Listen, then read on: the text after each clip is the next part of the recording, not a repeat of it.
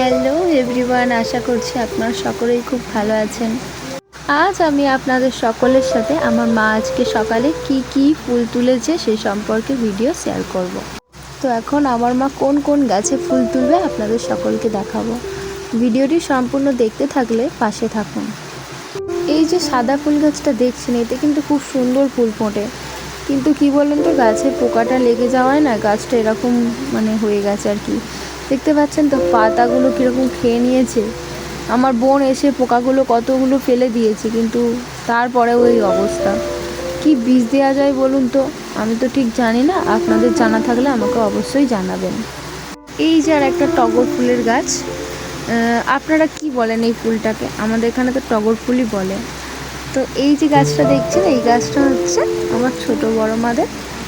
এটা আমাদের না, আমাদের আছে এই দুটো সাদা ফুলের গাছ যেটা মা আগে তুলছিল, আর তারপরে আছে চাপা ফুল গাছ। চাপা ফুল গাছটা এখন তুলতে যাওয়া হয় না, কেননা ওটা ডাঙায় আছে তো, আর বর্ষাকাল যেহেতু জল উঠে গেছে আর একটু জঙ্গলও হয়েছে, তাই জন্য এখন ওইখানে ফুল তুলতে যাওয়া হয় না। আর এই যে ছোটো মা চলে এসছে ফুল তুলতে মায়ের সাথে। আর আজকে তো বিপত্তারিণীর লাস্ট দিন আর কি, আজকে উল্টো রথের দিনের যে ব্রতটা সেটা। তো আজকে মা বিপত্তারিণী করতে যাবে, তাই জন্যই আগে ফুলগুলো তুলে নিচ্ছে। আর ওইদিকে সমস্ত জোগাড় হয়ে গেছে, সেইগুলো নিয়ে মা যাবে কালী মন্দিরে। এই যে দেখছেন, এই গাছটা হচ্ছে নীলকণ্ঠ গাছ।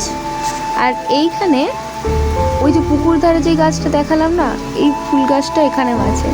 তো এইখানে সেরকম পোকা লাগেনি, গাছটা ভালো আছে, কিন্তু এই গাছটা একটু ফুল কম ফুটেছে।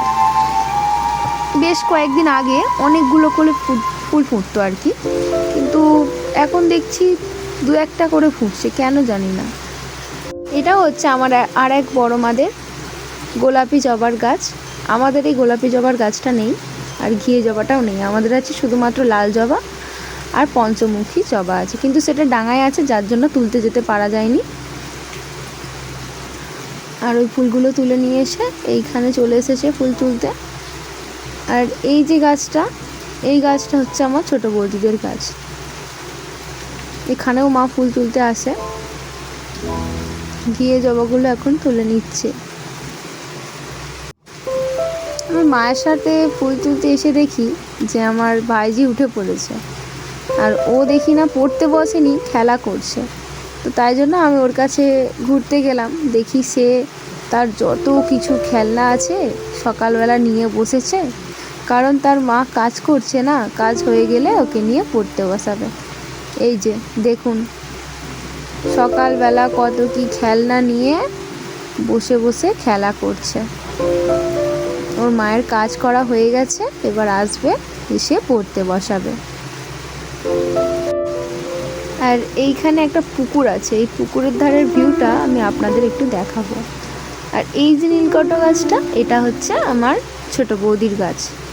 আমাদেরটা তো আগেই তুলে নিয়েছে, সেটা দেখিয়েছি আপনাদের।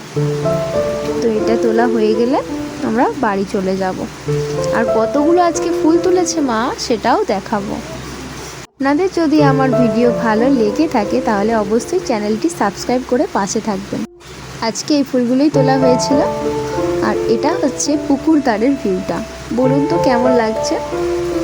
আকাশটা একটু মেঘলা হয়েছিল, তো তাই জন্য একটু সুন্দর লাগছে। আর এই যে হচ্ছে, এটা আমার সাইকেল, অনেক দিন চড়া হয়নি, তো ওই জন্য ভিডিও করে নিলাম। আজকের মতো এই ফুলগুলোই তোলা হয়েছে, দেখে নিন। ঘিয়ে জবা, লাল জবা, গোলাপি জবা, নীলকণ্ঠ, টগর ফুল, এগুলো। আর ওই যে ফুলটার নাম, আর পুকুরের ধারে যে ফুল গাছটা আছে ওটার নাম আমার এই মুহূর্তে মনে পড়ছে না, আপনারা যদি জেনে থাকেন আমাকে অবশ্যই জানাবেন। আর এখানে মায়ের বাড়ির পূজাটা হয়ে গেছে, এবার মন্দিরে যাবে বলে সব রেডি করে নিয়েছে। মন্দির থেকে এসে মা সবাইকে ডুরি বেঁধে দিচ্ছে।